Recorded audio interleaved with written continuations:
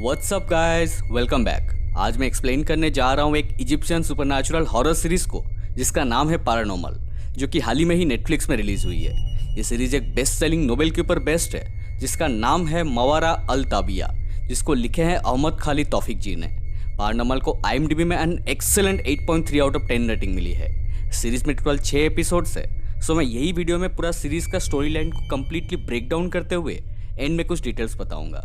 ये वीडियो को अगर आप पूरा देख लेते हैं तो आपको सीरीज पूरा देखने की जरूरत नहीं पड़ेगी। So without wasting any further time, let's start the video.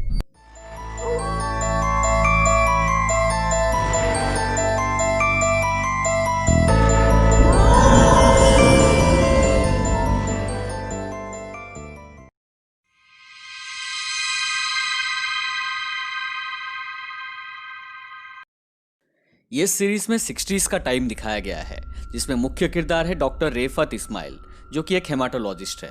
उसके आसपास बहुत अनहोनी घटनाएं घटने के बावजूद भी रेफत भूत, प्रेत, लक, फेट या किसी भी प्रकार का पैरानॉर्मल चीज़ों में विश्वास नहीं रखता। वो अपने आप को दुनिया का सबसे अनलकी पर्सन मानता था, क्योंकि वो जो कुछ भी करना चाहता था हमेशा उसका उल्टा ही होता था। रेफत का सेंस ऑफ ह्यूमर काफ़ी अच्छा था। जो भी अजीब चीज़ें उसके आसपास हो रही थी उनको जस्टिफाई करने के लिए उसने अपना कुछ लॉजिकल रीजनिंग भी बना लिया था। रेफत का एंगेजमेंट उसका कजिन मतलब उसका सिस्टर का बेटी होवाइदा के साथ ऑलरेडी हो गया था। ये तो थे हमारे कहानी के मुख्य किरदार। अब बढ़ते हैं कहानी की तरफ। सीरीज के शुरुआत में हम लोग एक बच्चा को देख पाते हैं जिसका नाम था ताहा, जो कि अपने दोस्तों के साथ हाइड एंड सीक खेल रहा था। तभी वो एक पुराना रेफ्रिजरेटर के पीछे व्हाइट ड्रेस में एक बच्ची को देखता है और डर के चिल्लाता है। फिर सीन कट होकर हमें डॉक्टर रेफत को दिखाया जाता है, जो कि अपने 40th बर्थडे के खुशी में डिनर के लिए अपने सिस्टर के घर जा रहा था। और हम लोग न्यूज़पेपर में एक हेडलाइन देख पाते हैं कि एक नया मम्मी का खोज हुआ है, जो कि एक ब्लैक फेरो का था। गाइस, फेरो इजिप्ट के किंग और क्वीन को बोला जाता है। तभी रेफत को उसका पुराना क्लासमेट मैगी मिलने आती है, जो कि एक स्कॉटिश लड़की थी और उसका हाल ही में ही डिवोर्स हो गया था। रेफत कॉलेज के टाइम में मैगी को पसंद करता था बट कभी जाहिर नहीं कर पाया था। रेफत मैगी को भी डिनर में इनवाइट करता है। रेफत मैगी के साथ उसके सिस्टर के घर पहुंचता है, जहां वो लोग मैगी को साथ देकर थोड़ा ऑकवर्ड फील करते हैं, क्योंकि वहां रेफत का फियोन्सी होवाइदा भी मौजूद थी। यहाँ सीरीज के बहुत सारे इंपॉर्टेंट कैरेक्टर्स हैं, तो मैं सबका इंट्रोडक्शन करवा देता हूँ। रेफत का सिस्टर का नाम रईफा है और उसके पति का नाम टालट। टालट का भाई मेधत है और मेधत की पत्नी इल्हाम। रेफत का बड़े भाई का नाम है रीडा। रईफा के 2 बच्चे हैं, होवाइदा और ताहा। ताहा वही बच्चा है जिसको हम लोग स्टार्टिंग में देखे थे, और होवाइदा के साथ रेफत का एंगेजमेंट ऑलरेडी हो चुका है। ये सब लोग बचपन से ही दोस्त थे और एक फैमिली की तरह रह रहे थे।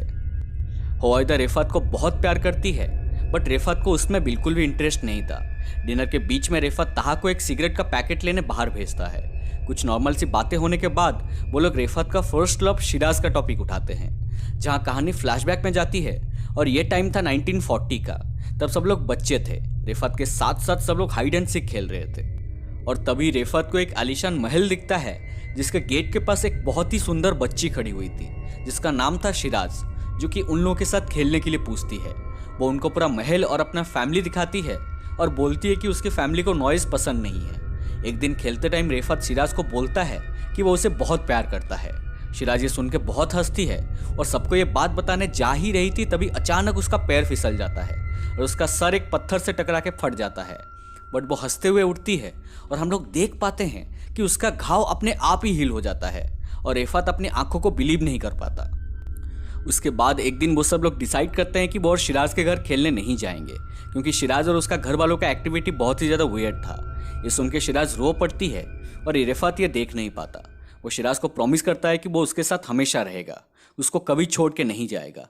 तभी शिराज उसको घर के अंदर ले जाती है और एक गेम खेलने बोलती है, और कुछ देर बाद रेफत देखता है कि वो घर और एक आलीशान महल नहीं था, वह एक टूटा फूटा खंडर जैसा दिख रहा था। उसको ऊपर से रोने का आवाज़ सुनाई देता है। जब वो ऊपर जाता है, देखता है कि एक औरत एक बच्चा को जन्म दे रही है और वो पूरा खून से लथपथ थी। वो बहुत ही ज़्यादा डर जाता है और खोजते खोजते शिराज को छत के ऊपर खड़ी देखता है। शिराज उसे जंप करने बोलती है ताकि वो लोग हमेशा के लिए साथ रह पाए। तभी बाकी बच्चे लोग जाके रेफत का बड़ा भाई रीडा को बुला के लाए थे, जो कि उसको ढूंढते ढूंढते महल में आ गया था। इधर रेफत शिराज का बात मानकर छत से कूद जाता है, बट रीडा उसको पकड़ लेता है, बट उसका पैर में चोट लगने के कारण वो लंगड़ा हो जाता है। रीडा घर आके कुरान के ऊपर हाथ रख के सबसे प्रॉमिस करवाता है कि वो लोग आज के बाद वो घर में कभी नहीं जाएंगे। कहानी अब प्रेजेंट में आती है जहां अचानक एक रेड का सायरन बजता है। गाइस 60s में तब वॉर का टाइम चल रहा था और हमले के टाइम वो लोग इसे सायरन बजाते थे ताकि कोई बाहर ना निकले। वो लोग डिनर छोड़ के घर के बेसमेंट में चले जाते हैं। तभी सब लोग नोटिस करते हैं कि ताहा मिसिंग है। रिफात बोलता है कि वो उसे सिगरेट लाने के लिए नीचे भेजा है। सब लोग उसे ढूंढने अलग अलग जाते हैं। तभी रिफात देखता है कि ताहा घर के छत के ऊपर खड़ा है और वो ऊपर से जंप करने वाला है। उसको अपना बचपन का सब बात फिर से याद आ जाता है। वो तुरंत जाके ताहा को पकड़ लेता है और उसे बचा लेता है। तभी रिफात उनके छत के दीवार के ऊपर अरबिक में डेथ लिखा हुआ देख पाता है और वो बहुत ही ज्यादा डर जाता है। वो नीचे जाके ताहा से बात करता है जहां ताहा उसे बोलता है कि वो व्हाइट ड्रेस में एक छोटी लड़की को देखता है। रिफात उसे समझाता है कि उससे भी वो लड़की दिखता है बट वो रियल नहीं है, ये सब उसके माइंड में है और उसको अपना माइंड को कंट्रोल करना पड़ेगा। रात को सोते टाइम रिफात को फिर से सिराज का घोस्ट दिखता है बट वो उसे इग्नोर करता है। स्ट्रेंज बात यह थी कि सिराज का स्पिरिट उसे बचपन के वो इंसिडेंट के बाद कभी नहीं दिखा था बट अब वो फिर से रिफात को दिखने लगी थी। नेक्स्ट डे कायरो सिटी के ऊपर एक काला बादल छा गया था और चारों तरफ अंधेरा टाइप हो गया था। सब वेदर एक्सपर्ट्स भी इसका कारण समझा नहीं पा रहे थे पर कहीं ना कहीं सबको ये लग रहा था कि ये सब वो हाल ही में ही खोजा हुआ मम्मी की वजह से ही हो रहा है। रिफात को और कुछ साइंटिस्ट के साथ उस मम्मी के ऊपर एक सीक्रेट ऑटोप्सी करने के लिए गवर्नमेंट की तरफ से बुलाया जाता है। वो लोग जब वो मम्मी का ऑटोप्सी करने के लिए उसका बॉडी को चीरना शुरू करते हैं तब अचानक बॉडी के अंदर से बहुत सारे मक्खियां बाहर आती है और ऑटोप्सी वहीं पे रुकवा दिया जाता है। तभी उनमें से एक मक्खी रिफात का सिगरेट बॉक्स के अंदर घुस जाता है। शाम को रिफात और हुवाइदा मूवी देखने जाते हैं जहां थिएटर के अंदर रिफात को एक काला साया दिखता है बट वो आज यूजुअल उसे इग्नोर करता है। रिफात थिएटर के अंदर सिगरेट जलाने लगता है बट हुवाइदा वो सिगरेट बॉक्स को छीनकर अपने बैग में रख लेती है। घर वापस आने के बाद रिफात डोर के पास एक आदमी को देखता है जिसका नाम था रामजी, जो कि एक हिस्टोरियन था। वो बोलता है कि सिर्फ उनको छोड़ के बाकी सब साइंटिस्ट जो भी उस मम्मी का ऑटोप्सी किए थे सबका मौत हो गया है और ये सब वो फेरो का इविल स्पिरिट ही कर रहा था। वो अभी अपना बदला लेने के लिए बाहर आ चुका है और वो किसी को भी नहीं छोड़ेगा। एंड ऑब्वियसली रिफात ये सब बिलीव नहीं करता और वो रामजी को वहां से जाने बोलता है। घर के अंदर जाते ही रिफात अपने दीवार में अरबिक में डेथ लिखा हुआ दिखता है और वो फिर से जाके रामजी को बुलाता है। रिफात को ये सब मिथ के ऊपर विश्वास ही नहीं था बट फिर भी उसको लग रहा था कि कुछ तो गलत है। वो रामजी को वो ब्लैक फेरो का कर्ज के बारे में और ज़्यादा डिटेल्स बोलने बोलता है। रामजी बोलता है कि उनको उस मम्मी को पिरामिड में फिर से जाके उसी जगह में रखना पड़ेगा, नहीं तो वो सबको डिजीज फैला के मार देगा। इस तरफ हुवाइदा अपने घर में वही काला साया को देखती है जिसको रिफात थिएटर में देखा था। वो काला साया हुवाइदा के ऊपर हमला करने उसके तरफ बढ़ता है बट हुवाइदा डर के वहां से भाग जाती है। वो भागते भागते सीधा रिफात के घर पहुंच जाती है। वहां सीढ़ी पर अचानक उसके ऊपर कोई हमला कर देता है और वो जोर से चिल्लाती है। रिफात और रामजी हुवाइदा का आवाज सुन के नीचे आते हैं और उसे बेहोश देख के तुरंत हॉस्पिटल लेके जाते हैं। रिफात देखता है कि हॉस्पिटल के अंदर बहुत सारे पेशेंट्स आने लगे थे जो कि वो मम्मी का कर्ज का शिकार हुए थे। रिफात वहां उसका मदद करने मैगी को बुलाता है जो कि हुवाइदा को चेक करने के बाद बोलती है कि वो पहले ये कभी नहीं देखी और ये एक बहुत रेयर डिजीज है। तभी रिफात हुवाइदा का बैग चेक करता है और उसे वो सिगरेट बॉक्स मिल जाता है जिसके अंदर वो वही मक्खी को देख पाता है। रामजी बोलता है ये सब मक्खियां वो ब्लैक फेरो को गाइड करते हैं कि किन किन लोगों ने उसके बॉडी को हाथ लगाए हैं। इसका मतलब रिफात भी कब का मर चुका होता अगर हुवाइदा उसका सिगरेट बॉक्स नहीं ली होती तो। हुवाइदा ने उसका जान बचाया था। अब उसको धीरे धीरे रामजी के बातों पर यकीन आने लगा था। फिर रिफात मैगी और रामजी के साथ वो फेरो का मम्मी को चुराने ऑटोप्सी सेंटर जाता है क्योंकि उसके पास एक्सेस था। रास्ते में रामजी वो ब्लैक फेरो के बारे में बताता है कि वो मम्मी नेफ्रेकर द 7th फेरो का है जो अपने ही भाई का कत्ल करके उसका गद्दी छीन लिया था और उसका लवर को अपना वाइफ बना लिया था। और उसकी वाइफ ने अपने लवर को कभी भूल नहीं पाई और वो हमेशा दुखी रहती थी। इजिप्ट के लोग भी ब्लैक फेरो को पसंद नहीं करते थे। तो ब्लैक फेरो मरते टाइम अपने कब्र के ऊपर एक कर्ज देके गया कि जो भी उसका कब्र को खोलने की कोशिश करेगा वो जिंदा नहीं बचेगा। उसके बाद क्वीन ने भी एक एम्यूलेट पे एक मैजिक स्पेल डालते हैं कि जब वो और उनके लवर फिर से मिल जाएंगे तब वर्ल्ड में ये सब इविल फिर से खत्म हो जाएगा। रामजी और रिफात ऑटोप्सी सेंटर जाके मम्मी को चुरा लेते हैं। रास्ते में रिफात अच्छे से देखने के बाद उसे पता चलता है कि वो मम्मी ब्लैक फेरो की नहीं है, वो उसका भाई का है जिसको ब्लैक फेरो ने मार दिया था। रिफात बोलता है कि ये सबको रोकने के लिए सिर्फ एक ही रास्ता है, इस मम्मी को उसका लवर मतलब वो क्वीन के साथ मिलाना पड़ेगा क्योंकि क्वीन बोली थी कि जब वो और उनकी लवर मिल जाएंगे तो दुनिया से इविल खत्म हो जाएगा। वो लोग सीधा पिरामिड पहुंचते हैं जहां उस क्वीन की कब्र थी। तभी वहां हम लोग वो ब्लैक फेरो का स्पिरिट को भी देख पाते हैं। कुछ देर बाद रेफात को उसका कब्र मिल जाता है और वो उस मम्मी का हाथ क्वीन के मम्मी के हाथ में डाल देता है और हम लोग वो ब्लैक फेरो का स्पिरिट को खत्म होते हुए देख पाते हैं जो कि रेफात के जस्ट पीछे उसे अटैक करने आ रहा था। नेक्स्ट डे सिटी के ऊपर से वो काला बादल हट गया था, बट हुआयदा का हालत अभी भी खराब था। रेफात ने जो काम किया था उसके बाद वो एक सेलिब्रिटी बन गया था क्योंकि उसने पूरा सिटी को वो डिजीज फैलने से बचाया था। रामजी बोलता है कि हुआयदा का डिजीज का वैक्सीन सिर्फ एक एंशिएंट फूल से बन सकता है जिसका नाम है सिल्फियम, जो कि सिर्फ लीबिया में मिलता है।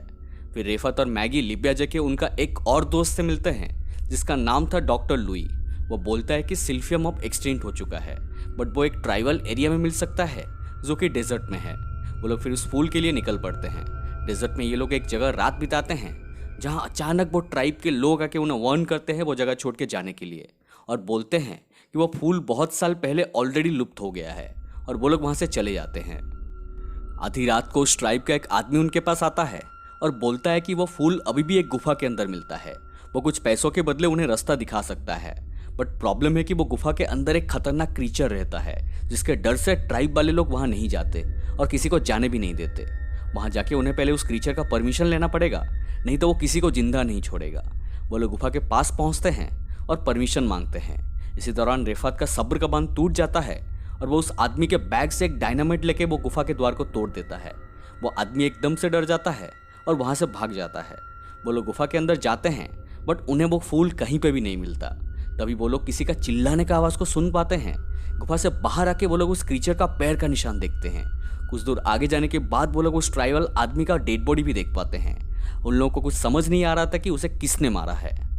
रात को एक जगह रेस्ट करते टाइम लुई को वो क्रीचर का भयानक आवाज़ सुनाई देता है और हम लोग एक बड़ा सा गॉरिला को देखते हैं जो उनके ऊपर अटैक करने आता है। बट रेफात अपना समझदारी का इस्तेमाल करके उसे क्विक सैंड में फंसा देता है और वो गॉरिला सैंड के अंदर चला जाता है। अब ये लोग फिर से गुफा की तरफ जाते हैं जहाँ रास्ते में उन्हें वो ट्राइब के सारे लोगों का लाशें मिलती है। तभी अचानक रेफात को वहाँ शिराज दिखती है जिसका वो पीछा करने लगता है और पीछा करते करते वो उस गुफा में पहुँच जाता है और इस बार उसका वो फूल मिल जाता है। इधर मैगी भी रेफात का पीछा करते करते गुफा में पहुँच जाती है, बट उसके ऊपर वो गुफा के अंदर एक और बड़ा सा गॉरिला अटैक कर देता है। रेफात ये आवाज़ सुन के उनके तरफ आता है, बट रास्ते में उसे दीवार के पीछे एक हाल ही में ही पैदा हुआ एक बच्चा गॉरिला दिखता है। वो समझ गया था कि वो गॉरिला वो फूल को नहीं बल्कि उनके बच्चे को प्रोटेक्ट कर रहे थे। रेफात उस बच्चा गॉरिला को अपने साथ लेके वो बड़ा गॉरिला के सामने नील होके रख देता है। वो गॉरिला अपने बच्चे को लेकर अंदर चला जाता है और ये दोनों बच जाते हैं। तभी लुई एक गाड़ी लेकर उनके पास पहुंचता है जो कि हेल्प लेने गया था। वो लोग होटल लौट जाते हैं जहां लुई रेफात को एक टैरोट कार्ड खेलने बोलता है। रेफात उसका प्रेजेंट जानने के लिए 3 कार्ड्स को चुनता है। लुई एक कार्ड को देखने के बाद बोलता है कि रेफात रिसेंटली किसी लव्ड वन को खोने वाला है। सेकेंड कार्ड देखने के बाद वो बोलता है कि रेफात जो भी सवाल का जवाब ढूंढ रहा है वो उसके दिमाग और उसके सपने में ही छुपा है। तभी वहाँ मैगी आ जाती है और वो थर्ड कार्ड को देखे बिना वहाँ से चला जाता है। होम सिटी वापस आने के बाद वो फूल से बना एक वैक्सीन हुआयदा को दिया जाता है और वो ठीक हो जाती है। बट रेफात अभी सोच रहा था कि वो जिसका भी करीब जाने का या केयर करने के बारे में सोचता है वो उसे खो देता है और वो टैरोट कार्ड खेलने के बाद उसका माइंड पूरा चेंज हो गया था और वो हुआयदा के साथ अपना एंगेजमेंट तोड़ देता है। मैगी रेफात के घर आके उसके ऊपर एंगेजमेंट तोड़ने के लिए बहुत गुस्सा करती है, बट तभी रेफात को एक कॉल आता है उनके गाँव से और उसका बड़ा भाई रीडा की वाइफ नेगट बोलती है कि उनका माँ का तबीयत बहुत ही ज़्यादा खराब है। वो बिना देरी करे मैगी के साथ उनके गांव के लिए निकल पड़ता है। गांव जाकर वो उस महल को देखता है जहां बचपन में उसके साथ वो हादसा हुआ था। एक आदमी से पूछने पर पता चलता है कि वो घर को इब्राहिम नाम का एक आदमी खरीद के उसे तोड़ रहा है। रेफात उसके बाद अपना घर पहुंचता है जहां रईफा और टैलेंट पहले से आए हुए थे और उसे पता चलता है कि उनका माँ का तबीयत ठीक है, पर उसका बड़ा भाई रीडा को एक नायाद ने पोजेस कर लिया है। गाइस, नायाद एक लड़की का स्पिरिट है जो कि गांव के कैनाल के पास जाते लोगों को उनका नाम से बुलाती थी। वो बहुत ही ज़्यादा सुंदर थी और जो भी उसका नाम 3 बार सुनता था वो अपना मानसिक संतुलन खो के उस कैनाल में कूद के सुसाइड कर लेता था। अब इतना सब देखने के बाद भी रेफात ये सब के ऊपर बिलीव नहीं करता और ये सब को अंधविश्वास बोल के सबको डांटता है। वो गाँव के एक डॉक्टर से मिलता है जिसका नाम था कमाल और स्ट्रेंज बात ये थी कि वो भी ये सब अंधविश्वास में मानता था और वो रेफात को एक लिस्ट दिखाता है जिसमें सब गायब हुए लोगों की डिटेल्स थी। रेफात उसे भी डांटता है और कुछ मेडिसिन लेके घर वापस आता है। घर वापस आते रेफात देखता है एक तांत्रिक को जो कि रीडा के ऊपर कुछ मंत्र पढ़ रहा था। रेफात वहाँ आके हंगामा करता है और उन लोगों को वहां से भगा देता है। जाते टाइम वो तांत्रिक बोलता है कि एक लोहे की रॉड को गर्म करके रीडा के कान में घुसा देने के लिए, ताकि उसे वो स्पिरिट का आवाज सुनाई ना दे। बट रेफत उन लोगों का बात नहीं सुनता। उसके बाद रेफत ये सब अंधविश्वास को झूठ साबित करने के लिए मैगी और कमाल के साथ उस कनाल के पास जाता है, जहां कुछ देर बाद अचानक उसे एक लड़की का आवाज सुनाई देता है जो उसका नाम पुकार रही थी। रेफत ये आवाज का पीछा करता है और उसे कनाल के ऊपर एक लड़की का स्पिरिट दिखाई देता है। उसका फेस एकदम वो तांत्रिक के साथ आई हुई उसकी बेटी के साथ मिल रहा था। इससे पहले वो लड़की 3 बार रेफत का नाम ले पाए, कमाल पीछे से आके रेफत को एक इंजेक्शन देके बेहोश कर देता है। होश आने पर रेफत देखता है कि वो एक चेयर के ऊपर बंधा हुआ है और उसके कान में खाली वो लड़की का आवाज गूंज रही थी, जो कि उसका नाम बार बार पुकार रही थी। रेफत बार बार बोल रहा था कि वो प्रूव कर सकता है कि ये सब झूठ है।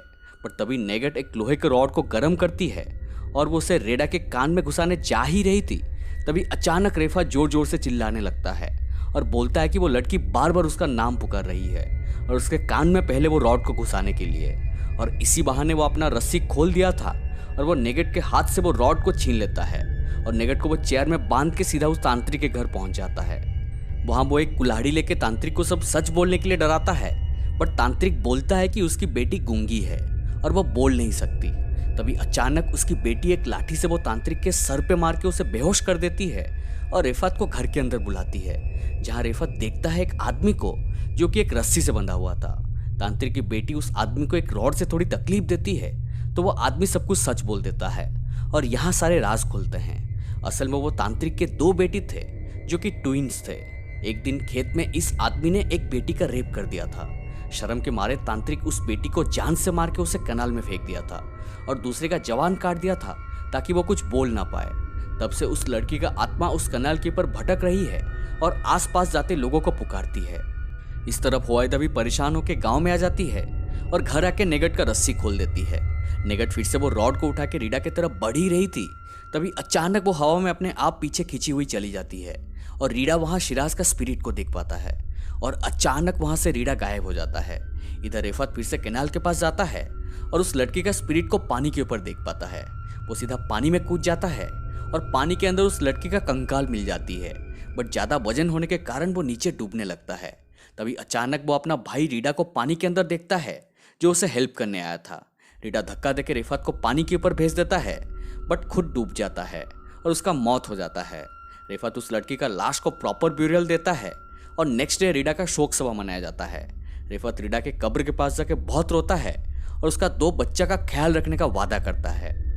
अब रेफत घर लौटता है और अब उसके मन में सिर्फ एक ही सवाल था, शिराज एक्चुअल में कौन थी और उसको वो बार बार दिखाई क्यों दे रही थी। तभी उसको उसके दोस्त लुई का बात याद आता है कि उसके सारे सवालों का जवाब उसके अपने सपने में ही मिलेंगे। रेफत सीधा जाके कमाल से मिलता है जो कि अभी सिटी में मूव हो गया था, क्योंकि रेफत ने उसके लिए रिकमेंडेशन लेटर लिखा था। कमाल एक ड्रीम स्पेशलिस्ट था और उसने काफ़ी कुछ रिसर्च करके रखा था। रेफत कमाल से पूछता है कि वो एक पर्टिकुलर पर्सन के बारे में कैसे ड्रीम देख सकता है और सारे ड्रीम्स को कैसे याद रख सकता है। कमाल बोलता है कि ये गारंटी तो नहीं है, बट अगर आप सोने से पहले उस पर्सन के बारे में ज़्यादा सोच रहे हो then there is a chance कि आपको उसका सपना आए। और वो रेफत को एक डायरी मेंटेन करने बोलता है ताकि जब भी वो नींद से उठे और जो भी उसको सपने के बारे में याद हो वो सारी बातें उस डायरी में नोट डाउन कर सके इमीडिएटली, क्योंकि अक्सर जो हम सपने में देखते हैं उसे हम तुरंत भूल जाते हैं। ये सब करने से उसके कॉन्शियस माइंड को सबकॉन्शियस माइंड के विजुअल्स आने लगेंगे, जिससे वो एक स्टेट में जाएगा जिसको हम लूसिड ड्रीमिंग कहते हैं, जहाँ वो अपने ड्रीम को खुद कंट्रोल कर सकता है और उसके सारे सवालों का जवाब भी मिल जाएंगे। रेफत घर आके एग्जैक्टली वैसे ही करने लगता है। ड्रीम में वो शिराज के स्पिरिट को देखता है और उसका पीछा करने लगता है। तभी अचानक उसके सामने एक इविल घोस्ट जैसा फिगर आ जाता है जो उसको मारने उसके पीछे भागता है।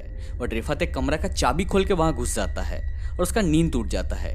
बट स्ट्रेंज बात यह थी कि रियलिटी में भी रेफत के हाथ में वो चाबी आ गई थी। एक्चुअली गाइज ये ड्रीम एक रियलिटी की तरह थी जहाँ रेफत का सोल था। वो उस चाबी को लेकर घर के सारे दरवाजे अलमारी को खोलने की कोशिश करता है, बट कुछ भी नहीं खुलता। और ऐसे ही 3-4 दिन चलता रहता है जहाँ वो घोस्ट उसे मारने उसका पीछा करता है और रियल लाइफ में भी चोट का निशान उसके बॉडी में आ जाता है। हर दिन रेफत एक अलग अलग रूम के अंदर घुसता था जहाँ उसे उसके पास्ट में की हुई चीज़ों की कुछ झलक दिखती थी जो कि उसके डर और गिल्ट को दर्शा रही थी। ये ड्रीम एक मेज की तरह थी जहाँ रेफत फंस गया था। अब फिजिकल वर्ल्ड में भी रेफत की तबीयत धीरे धीरे बिगड़ने लगी थी। उसे लग रहा था कि वो नेक्स्ट टाइम सोएगा तो उसकी मौत हो जाएगी। वो जाके कमाल से मिलता है तो कमाल बताता है कि वो घोस्ट एक इविल क्रीचर है जो हमारे डार्क साइड को गाइड करता है और वो लोगों को डिमंस के वर्ल्ड में जाने से रोकता है। जो आदमी उसे देखता है उसे स्लीप पैरालिसिस हो जाती है और वो घोस्ट तभी सपने में आना बंद करेगा जब वो किसी को सच में मार देगा या वो खुद मर जाएगा। रिफत अपने डायरी में लिखा हुआ चीज़ों को बार बार पढ़ने लगता है और उसे समझ आ जाता है कि सपने में जो मेस को वो देखता है असल में वो उसका ब्रेन है। अगर वो खुद का ब्रेन को कंट्रोल कर लेगा देन वो घोस्ट को इजीली हरा सकता है। रात को वो 3-4 स्लीपिंग पिल्स लेता है और अपने साथ एक कुल्हाड़ी, एक चाकू और एक रस्सी को लेकर सोता है और ड्रीम में भी वो सब चीज़ें उसके पास आ जाती है। रिफत फिर से उस घोस्ट को देखता है बट इस बार वो नहीं डरता और उसे मारने उसके पीछे भागता है। इधर फिजिकल वर्ल्ड में रिफत किसी का कॉल्स का कोई जवाब नहीं दे रहा था तो परेशान होकर रईफत, टैलेट और हुआइदा के साथ उसके घर में आते हैं। वो घर का दरवाज़ा नॉक करते हैं बट रिफत कोई जवाब नहीं देता क्योंकि वो स्लीपिंग पिल्स लेके सोया था। टैलेट दरवाज़ा तोड़ के अंदर घुसता है और वो लोग रिफत को यह हालत में देख के डर जाते हैं। वो लोग उसके हाथों से वो कुल्हाड़ी, चाकू और रस्सी को निकाल देते हैं और इस तरफ ड्रीम में भी उसके हाथों से वो चीज़ें गायब हो जाती है और ये लोग भी उसके ड्रीम में आ जाते हैं। तब वो घोस्ट इन सबको मारने इनका पीछा करता है बट रिफत रईफ और हुआइदा को लेकर भाग जाता है बट टैलेट अंदर रह जाता है और वो घोस्ट उसे मार डालता है। और गाइस इधर रियल लाइफ में भी टैलेट को हार्ट अटैक आ जाता है और वो बेड से नीचे गिर के वहीं पे ही उसका मौत हो जाती है। तभी रिफत का नींद टूटता है और वो टैलेट को मृत देख के बहुत दुखी होता है।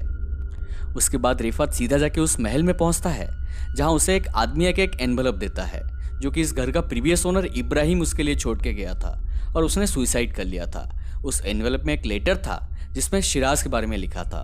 कहानी फ्लैशबैक में जाती है जब इब्राहिम छोटा था तब अपने माँ के साथ उस महल में काम करने आया था। महल के मालिक और मालकिन बहुत ही स्ट्रेंज थे। रात को महल के अंदर से बहुत जोर जोर से नॉक होने का या किसी के रोने का आवाज़ आती थी बट महल के मालिक और मालकिन दोनों आवाज़ को सुन के भी चुप रहते थे। एक रात इब्राहिम फिर से वो आवाज़ को सुनता है और उससे रहा नहीं जाता। वो उस आवाज़ का पीछा करता है और उसे एक अंडरग्राउंड रूम मिलता है जिसके अंदर और कोई नहीं बल्कि शिराज थी। शिराज के माँ का एक्स्ट्रामैरिटल अफेयर से शिराज पैदा हुई थी, इसलिए उसके ग्रैंडफादर ने शिराज की माँ को सबक सिखाने के लिए शिराज को बेसमेंट में बंद करके रखा था। जब भी कुछ चीज़ ज़रूरत पड़ती थी तब शिराज ऐसे ही नॉक करके इशारा करती थी। इब्राहिम शिराज से बात करता है और वो लोग अच्छे दोस्त बन जाते हैं। वो लोग डेली रात को बातें करते थे। एक दिन वो लोग एक प्लान बनाते हैं कि इब्राहिम पूरे घर में आग लगा देगा। जब घर पे आग लग जाएगा तब जरूर शिराज की माँ और उसके ग्रैंडफादर उसे बचाने के लिए बेसमेंट में आएंगे। ये शिराज का प्लान था। उसका बात मानकर इब्राहिम पूरे घर में आग लगा देता है और पूरा घर आग में जल जाता है बट अनफॉर्चुनेटली उसे बचाने कोई नहीं आता और इब्राहिम भी उसे बचा नहीं पाता। इब्राहिम बहुत सालों से मेहनत करके एक एक पैसा जोड़ के खुद को इस काबिल बनाया था कि वो ये घर को खरीद सके।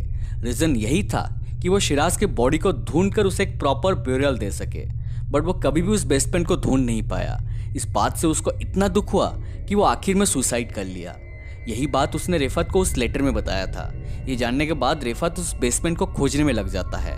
इस तरफ शिराज ताहा को और भी ज़्यादा दिखने लगी थी और ताहा उस महल का कुछ ड्राइंग्स बनाता है जिसे देख के उसका फैमिली के लोग डर जाते हैं।